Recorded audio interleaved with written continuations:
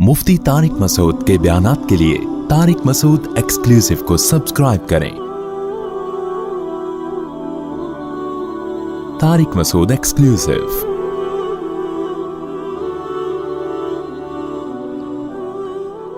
पिछले रुकू में अल्लाह ने बताया कि हमने इंसान को एक मिट्टी से पैदा किया और ये कहते हैं हम जब ज़मीन में गायब हो जाएंगे तो कौन ज़िंदा करेगा। तो अल्लाह ने बताया भाई अल्लाह ने तुम्हें किस तरह से पैदा किया वो क्यों नहीं ज़िंदा कर सकता, और उसने तो तुम पर मौत का एक फ़रिश्ता रखा हुआ है जो तुम्हारी रूह निकालेगा और फिर तुम दोबारा अल्लाह की तरफ लौटाए जाओगे।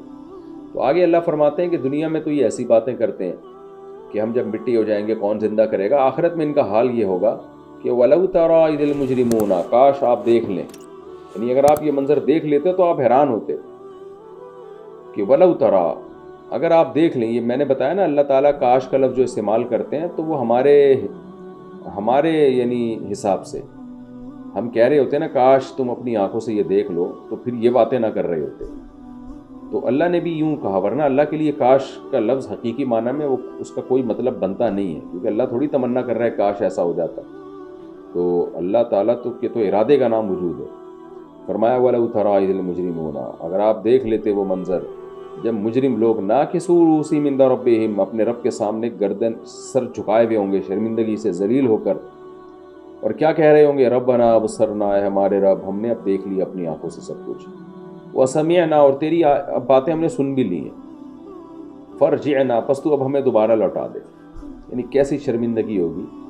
उस वक्त ये नहीं कहेंगे कि नहीं नहीं हमें दोबारा कौन ज़िंदा कर सकता है, हम कैसे ज़िंदा हो गए और कोई आखिरत नहीं। उस वक्त तो अपनी आंखों से देख के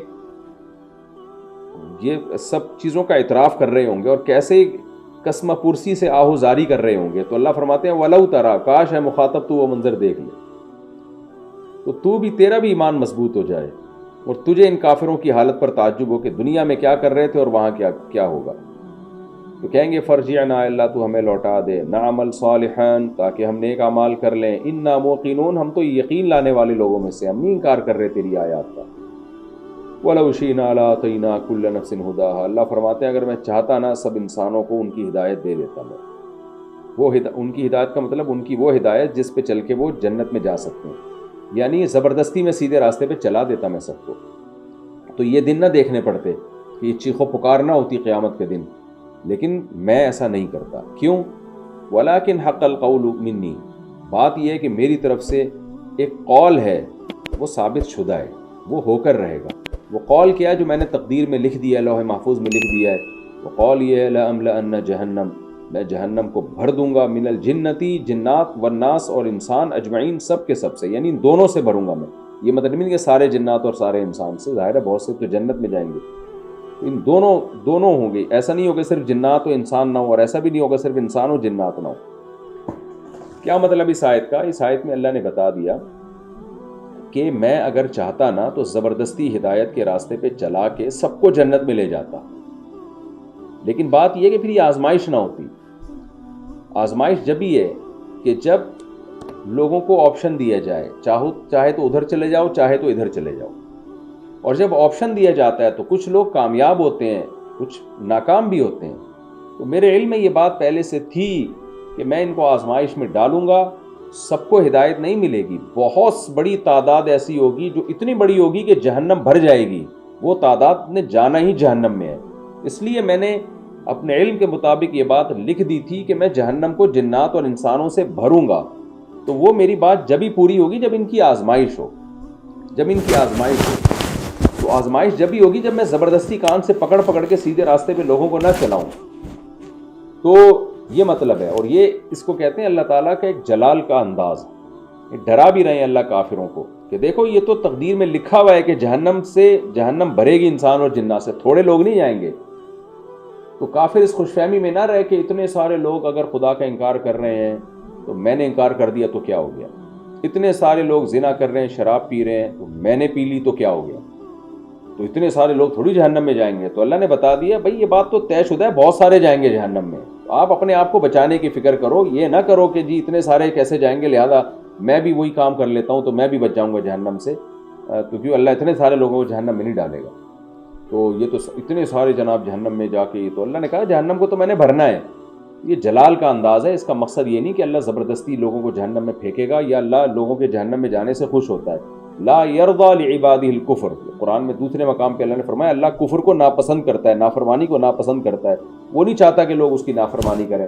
ظاہر ہے جب وہ نہیں چاہتا تو وہ یہ بھی نہیں چاہتا کہ نافرمانی کی وجہ سے جہنم میں جائیں.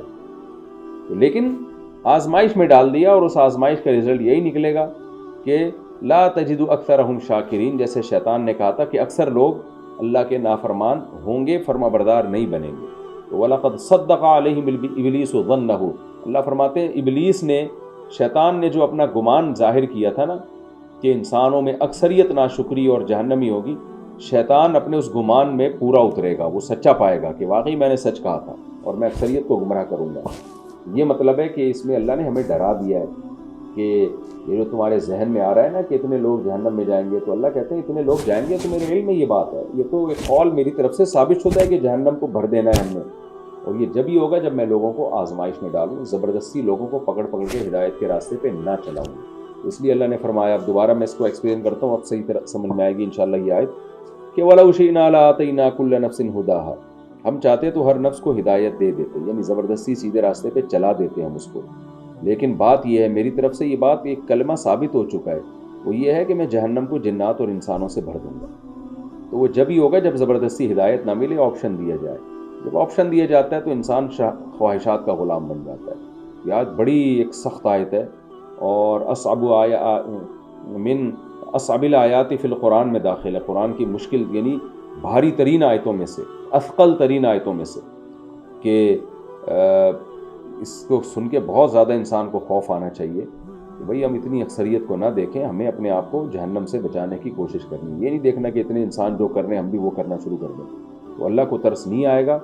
اور یہ جو ہمیں خوش فہمی ہوتی ہے کہ اتنے سارے انسانوں کو اللہ آگ میں کیسے ڈالے گا، یہ ہماری خوش فہمی ہے.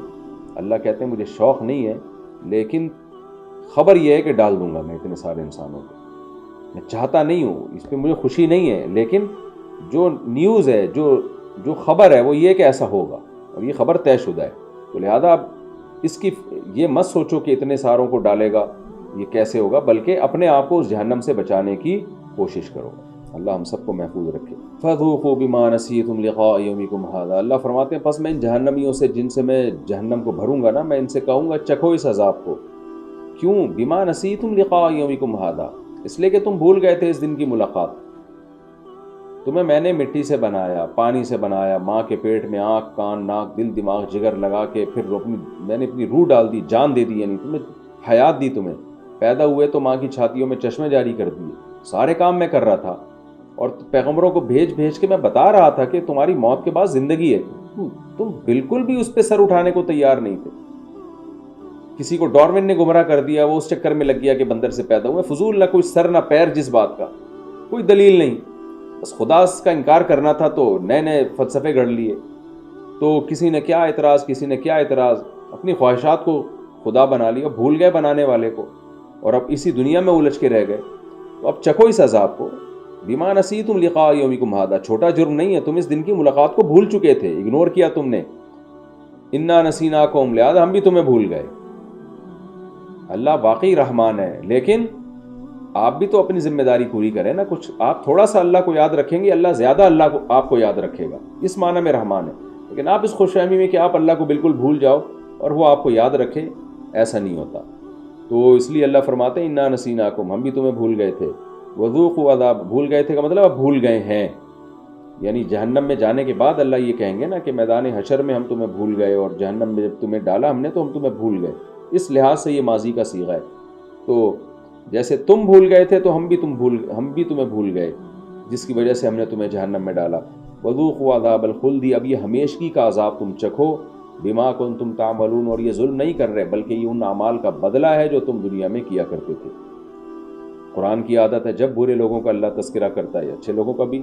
اور میں نے بتایا بار بار کہ جب برے لوگوں کا تذکرہ کرتا ہے تو جو بالکل انتہائی درجے کے برے ہوتے ہیں ان کا تذکرہ کرتا ہے، جو ہمیشہ جہنم میں جلیں گے. جب اچھے لوگوں کا تذکرہ کرتا ہے تو اچھائی میں بھی سب سے اچھے لوگوں کا تذکرہ کرتا ہے قرآن. آگے اللہ فرماتے ہیں کہ یہ تو وہ لوگ ہیں جو انکار کرتے تھے، کچھ ایسے لوگ بھی ہیں جو ہماری آیات پر ایمان لاتے ہیں، اور جب ہماری آیات تلاوت کی جاتی ہیں تو تکبر سے پیٹھ نہیں پھیرتے، بلکہ تواضع میں اللہ کے سامنے سجدے میں گر جاتے ہیں. اس لیے اللہ نے فرمایا انما یؤمن بآیات الذین، ہماری آیات پر تو وہ لوگ ایمان لے کر آتے ہیں جن کی ایک علامت ہے. وہ علامت یہ اذا ذکروا بہا، جب ان کو ان آیتوں کے ذریعے نصیحت کی جائے نا، تو پیٹھ پھیرنا تو دور کی بات، عمل کرنا بھی بات کی بات، عمل کی انتہا کو پہنچتے ہیں. وہ کیا کہ سب سے پہلے ظاہری طور پر یہ ثابت کر دیتے ہیں کہ ہم اللہ کے غلام ہیں، اللہ کے عبد ہیں. وہ کیا؟ وہ خروا سجدن، وہ گر جاتے ہیں سجدے میں. وَسَبَّحُوا بِحَمْدِ رَبِّهِمْ، اور اپنے رب کی حمد بیان کرتے ہیں اس کی پاکی کے ساتھ. سبحان اللہ وبحمدہ، یعنی سبحان ربی الاعلیٰ میں آپ کیا کہتے ہیں سجدے میں جا کے؟ سبحانہ کا مطلب اللہ ریب سے پاک ہے، الاعلیٰ کا مطلب یہ حمد ہے اللہ کی، بالا اور برتر ہے وہ. تو اپنے رب کی حمد اور تسبیح بیان کرتے ہیں. وَهُمْ لَا يَسْتَكْبِرُونَ، اور وہ تکبر نہیں کرتے. کافر بڑا تکبر کرتا ہے جب آپ اس کو بولو نا اللہ، وہ کہتے ہیں کون اللہ؟ کیا مذہبی، جیسے مذہبی لوگوں کا تو آج بڑا مذاق اڑایا جا رہا ہے دنیا میں. کیا ہے یہ تم نے اللہ کے سجدوں اور نمازوں میں لگا دیا، ترقی کرو، ترقی، پیسہ کماؤ اور سائنسی ترقی کرو، وہ یہی سب کچھ ہے. جس نے پیدا کیا اس کی سجدہ کرنا، وضو کرنا، یہ سب کیا چیزیں ہیں؟ تو یہ تکبر کرتے ہیں. تو اللہ فرماتے ہیں ہمارے جو لوگ ہماری آیات پر ایمان لاتے ہیں، نہ ان کی یہ علامت نہیں ہوتی. وہ کیا کرتے ہیں جب ان کو نصیحت کی جاتی ہے تو جذبات میں وہ سجدوں میں گر پڑتے ہیں اور اللہ کی حمد و ثنا کرتے ہیں اور تکبر نہیں کرتے، دل و جان سے اللہ کے حکام کو تسلیم کرتے ہیں. اس آیت پر سجدہ واجب ہے، میں بھی کر لوں گا، آپ لوگ بھی کر لیے گا. آگے اللہ فرماتے ہیں تتجافى جنوبهم عن المضاجع، اور صرف اتنا ہی نہیں ہے بلکہ رات کو ان کے پہلو بستروں سے جدا ہو جاتے ہیں. رات کا ذکر اس لیے کہ ظاہر سوتا ہے انسان رات کو ہی ہے، تو تہجد مراد ہے اس سے کہ بستروں سے ان کے پہلو جدا ہو جاتے ہیں. کیوں؟ یدعون ربهم، اپنے رب کو پکارتے ہیں، خوفاً، جہنم کے خوف سے، وطمعاً، اور جنت کی لالچ میں. یعنی ایک تو وہ طبقہ تھا جسے جب بتایا جاتا کہ جنت جہنم برحق ہے تو وہ کیا کہتا تھا؟ اذا ضللنا فی الارض، پچھلے رکوع میں ہے نا، ابے بھائی ہم جب زمین میں گم ہو جائیں گے کون زندہ کرے گا ہم کو؟ وہ فرعون تھا. اور ایک طرف یہ طبقہ ہے کہ اللہ کی آیتیں سن کے سجدہ کرتا ہے، اور صرف اتنا نہیں بلکہ فرض نماز سے بڑھ کر تہجد میں بھی رات کو اللہ کے سامنے اٹھ کے، کیوں کہ اللہ کو پکارتا ہے وہ کہ اللہ اس جہنم کی آگ سے مجھے بچا لے. جیسے سورہ فرقان میں فرمایا نا ربنا اصرف عنا عذاب جہنم، اے اللہ جہنم کی آگ کو ہم سے دور کر دے. یعنی اس کو اتنا ایمان ہے کہ وہ اپنی نیند جیسی محبوب ترین چیز کو قربان کر دیتا ہے اس امید پر کہ شاید اس قربانی کی وجہ سے میری دعائیں قبول ہو جائیں. رات کا آخری حصہ ہے، اللہ کے سامنے کھڑے ہونے کا موقع مل رہا ہے اس تنہائی میں، اور دماغ میں بھی خشوع و خضوع ہوتا ہے، نیند ہو چکی ہوتی ہے انسان کی، کچھ حد تک فریش ہوتا ہے وہ، تو میں دل جمی کے ساتھ اللہ سے مانگ سکوں گا. دن بھر تو انسان کی مصروفیت ہوتی ہے نا. تو اللہ فرماتے ہیں کہ یہ طبقہ ہے کہ یدعون ربهم خوفا وطمعا، اپنے رب کو پکارتا ہے اللہ اس جنت کا مجھے وارث بنا دے جو تو نے اپنے نیک بندوں کے لیے رکھی ہے، اور جہنم سے ڈرتا ہے. اس کے خوف اور امید کا یہ عالم ہے. اور ایک وہ بدبخت ہے جو فذوقوا بما نسیتم لقاء یومکم ھذا میں، جو اس دن کو بھول چکا تھا، وہ فرض نماز بھی نہیں پڑھ رہا. تو اللہ فرماتے ہیں کہ فلا ومما رزقناہم ينفقون، اور صرف جسمانی عبادت نہیں بلکہ جو رزق ہم نے دیا اس میں سے خرچ بھی کرتے ہیں. کہ بہت سے ایسے دیندار ہوتے ہیں جو پیسہ نہیں خرچ کرتے، دولت سے محبت اتنی ہوتی ہے ان کو، وہ دنیا کو مسافر خانہ نہیں سمجھتے. عبادت تو ہر مذہب میں ہو جاتی ہے، خرچ کرنا اللہ کے لیے بڑا مشکل کام ہے. اس لیے اللہ نے فرمایا کہ مالی عبادتیں بھی کرتے ہیں اور جسمانی عبادتیں بھی. جسمانی میں تہجد اور مالی عبادتوں میں زکوٰۃ اور صدقات و خیرات، یہ ہمارے جو ہم نے رزق دیا اس میں سے خرچ بھی کرتے ہیں. تو پہلے کا اللہ نے کیا بیان کیا تھا کہ جہنم کی آگ میں جلیں گے اور اللہ ان سے کہے گا چکھو اس ہمیشگی کے عذاب کو. دوسرے کی کو کیا نعمت ملے گی؟ وَلَا تَعْلَمُ نَفْسٌ، اللہ کہتے ہیں کسی نفس کو خبر نہیں ہے، مَا أُخْفِيَ لَهُم مِّن قُرَّةِ أَعْيُن، جو کچھ ان کے لیے چھپا دیا ہے ہم نے آنکھوں کی ٹھنڈک کا سامان.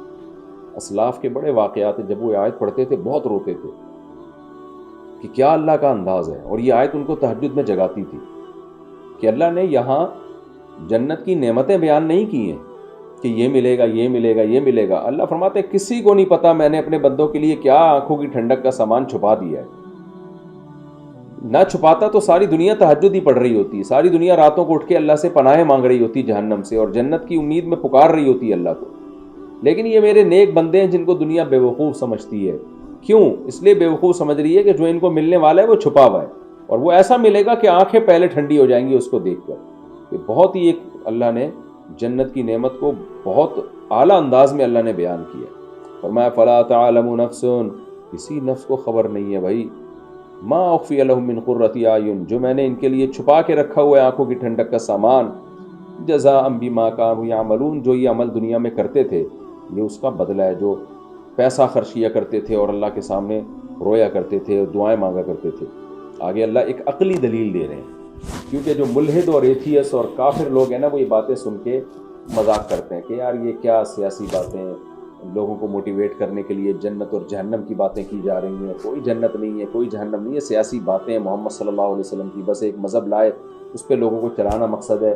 تو قرآن کہہ رہا ہے کہ افمن کان مؤمنا کمن کان فاسقا، اگر جنت جہنم نہیں ہے اور مر کے مٹی ہو کے ختم ہونا ہے، اس کا مطلب مومن جو اللہ پہ ایمان لا رہا ہے اور نیک عمل کر رہا ہے، اور ایک فاسق جو برا آدمی ہے، دونوں کا انجام سیم ہو جائے گا. پھر تو دنیا کی کوئی حکومت ایسا نہیں کرتی کہ جو حکومت کے قوانین کی پابندی کرے اور جو نافرمانی کرے دونوں کے ساتھ سیم سلوک ہو. دنیا میں ایسا نہیں کیا جاتا، تو اللہ ایسا کیوں کرے گا؟ دنیا میں تو پوری سزا بھی نہیں ملتی، پوری جزا بھی نہیں ملتی. بعض دفعہ جو مجرم ہوتا ہے وہ بچ جاتا ہے، جو جس کو بچنا چاہیے وہ پکڑا جاتا ہے. دنیا میں تھوڑی انصاف ملتا ہے. تو اللہ کہتے ہیں بلا خود سوچو، اگر یہ جنت جہنم جو میں بیان کر رہا ہوں غلط ہے یہ، تو افمن کان مؤمنا کمن کان فاسقا، تو جو مومن ہے اور جو فاسق ہے کیا دونوں برابر ہو سکتے ہیں؟ لا یستوون، خود اللہ نے جواب دیا برابر نہیں ہو سکتے، دونوں کا انجام سیم نہیں ہو سکتا، بہت فرق ہوگا دونوں کے انجام میں. اس دنیا میں 100 انسانوں کے قتل کرنے والے بھی ہیں اور 100 انسانوں کی جانیں بچانے والے بھی ہیں. تو یہ کیسے ہوگا کہ دونوں کا انجام سیم ہو جائے؟ اس لیے آگے اللہ نے خود فرمایا نہیں، برابر نہیں ہو سکتے. اما الذین آمنوا وعملوا الصالحات، بہرحال وہ لوگ جو ایمان لائے اور نیک اعمال کیے، یہ مومن لوگ ہیں. فلہم جنات الماوا، ان کا جنت ٹھکانہ ہے. تو ٹھکانے کی جنت ملے گی ان کو، یعنی وہ جنت ملے گی جس میں ان کا ٹھکانہ ہوگا، یعنی ہمیشہ رہنے کی جگہ ہوگی. نزلا بما كانوا يعملون، جو عمل انہوں نے کیا اس کی مہمان نوازی کے طور پر. واما الذین فسقوا، اور جو فاسق ہوئے یعنی گنہگار ہوئے، اللہ کی حدود کو توڑنے والے ہوئے، فمأواہم النار، ان کا ٹھکانہ آگ ہے. کلما ارادوا ان یخرجوا منها، جب بھی وہ ارادہ کریں گے اس آگ سے نکلیں، اعیدوا فیہا، اسی میں لوٹا دیے جائیں گے. یعنی لوٹا دیے جائیں گے کا مطلب یہ نہیں کہ آگ سے نکل جائیں گے پھر لوٹا دیا جائے گا، یعنی نکلنے کا جب ارادہ کریں گے تو واپس اسی جہنم میں ان کو غوطہ لگوایا جائے گا فرشتوں کی طرف سے، تاکہ وہ نکلنے سے مایوس ہو جائیں. وقیل لہم، اور ان سے کہا جائے گا، ذوقوا عذاب النار، چکھو اس آگ کے عذاب کو، الذی، یہ وہ عذاب ہے، کنتم بہ تکذبون، جس کا تم انکار کیا کرتے تھے. تم کہتے تھے کوئی جنت نہیں، کوئی جہنم نہیں، تم نے انکار کیا تو اب چکھو اس کو، اب کہاں بھاگ کے جا رہے ہو اس سے. آگے اللہ فرماتے ہیں تو آخرت کا عذاب ہے، میں ان نافرمانوں کو دنیا میں بھی چکھاتا رہوں گا کچھ نہ کچھ عذاب، تاکہ ان کو تھوڑی عقل آ جائے اور یہ اللہ کی طرف لوٹ جائیں. وَلَنُذِيقَنَّهُم مِّنَ الْعَذَابِ الْأَدْنَىٰ، میں ضرور بھی ضرور ان کو چکھاؤں گا اس دنیا کا عذاب، دون العذاب الاکبر، اس بڑے عذاب سے پہلے، لعلہم یرجعون، تاکہ یہ لوٹ آئیں. تو ہر کافر، ہر نافرمان کو دنیا میں بھی کچھ نہ کچھ تکلیفیں آتی رہتی ہیں، جس سے اس کو یقین ہو جاتا ہے یہ دنیا رہنے کی جگہ یا دل لگانے کی جگہ نہیں ہے، یہاں پوری تمنائیں کسی کی بھی پوری نہیں ہوتی. تبھی عقل مند کافر بھی دنیا سے دل نہیں لگائے گا، بہت زیادہ اترائے گا نہیں یہاں پہ. تو اس لیے اللہ فرماتے ہیں کہ ہم کچھ نہ کچھ تکلیفیں اور آتی رہتی ہیں. اجتماعی سطح پہ بھی ابھی کووڈ آ گیا تھا، دنیا نے تباہ کر دیا کووڈ کو، دنیا کو تباہ کر دیا کووڈ نے. اور حادثے ہوتے رہتے ہیں، قدرتی حادثے، انسانوں کی خطاؤں سے ہونے والے حادثے، یہ سب چل ہی رہے ہیں، ہمیشہ سے چلتے رہیں گے. یہ فرمایا وَمَنْ أَظْلَمُ مِمَّنْ ذُكِّرَ بِآيَاتِ رَبِّهِ. اب ایک اشکال ہوتا ہے کہ اللہ تو کیوں بندوں کو عذاب در عذاب دے رہا ہے، آخرت میں بھی دنیا میں بھی، اور آخرت کا تو اتنا سخت عذاب رکھا. اللہ کہتے ہیں دیکھو ظالم کو عذاب دیا جاتا ہے اور بڑے ظالم کو بڑا عذاب دیا جاتا ہے. تو یہ سب سے بڑے ظالم ہیں، اس لیے سب سے بڑا عذاب جو آگ کا ہے وہ ان کو دوں گا میں. کیسے سب سے بڑے ظالم ہیں؟ اللہ کہتے ہیں بتاؤ خود. وَمَنْ أَظْلَمُ، اس سے بڑا ظالم کون ہوگا جس کو بھی آیات ذُكِّرَ بِآيَاتِ رَبِّهِ، اپنے رب کی آیات کے ذریعے نصیحت کی جائے. یعنی نصیحت کے مختلف درجات ہوتے ہیں. ایک نصیحت یہ کہ آپ کا بھائی آپ کو نصیحت کر رہا ہے یا دوست نصیحت کر رہا ہے، آپ اگنور کر دیتے ہیں. باپ جب نصیحت کر رہا ہو آپ اگنور کریں، باپ کو زیادہ غصہ آتا ہے، حالانکہ نصیحت سیم ہے، لیکن نصیحت کرنے والے کا مقام بڑا ہے. آپ کا باس نصیحت کر رہا ہے، آپ اس کو بھی سیریس لیتے ہیں. تو نصیحت کرنے والے کا مقام کیا ہے اور اس کا آرڈر یہ ہے کس کا؟ تو آرڈر دینے والے کے مقام سے اس آرڈر کی ویلیو بڑھتی ہے. تو اللہ فرماتے ہیں اس سے بڑا ظالم کون ہوگا جو رب کی آیات اس کو سنائی جا رہی ہوں اور وہ وہاں دلچسپی نہ لے، وہ اس سے اعراض کر رہا ہو. وہ رب جس نے کائنات بنائی، جس نے تجھے پیدا کیا، مٹی سے بنایا، ماں کے پیٹ میں بنا کے چھاتیوں میں دودھ پیدا کیا اور تیرے لیے اتنا کچھ انتظام کیا، اب اس کی بھی تو کچھ سن لینا. تو کھائے جا رہا ہے، لطف اٹھائے جا رہا ہے نعمتوں سے، جب وہ کچھ کہہ رہا ہے تو سن ہی نہیں رہا. تو اللہ کہتے ہیں اس سے بڑا ظالم کون ہوگا؟ لہٰذا یہ سب سے بڑا ظالم ہے، اس کی سزا بھی سب سے زیادہ ہونی چاہیے. یہ جو تم کہہ رہے ہو نا کہ آگ بڑی سزا، یہ تم اس لیے کہ تم اس کو بڑا ظالم نہیں مان رہے ہو، اس لیے کہہ رہے ہو. وَمَنْ أَظْلَمُ مِمَّنْ ذُكِّرَ بِآيَاتِ رَبِّهِ، اس سے بڑا ظالم کون ہوگا جس کو نصیحت کی جائے اپنے رب کی آیات کے ساتھ، ثُمَّ أَعْرَضَ عَنْهَا، پھر وہ ان آیات سے اعراض کرنا شروع کر دے. إِنَّا مِنَ الْمُجْرِمِينَ مُنْتَقِمُونَ، اللہ فرماتے ہیں ہم مجرمین سے انتقام لینے والے ہیں، یعنی اتنے بڑے بڑے ظالموں کو ہم چھوڑیں گے نہیں.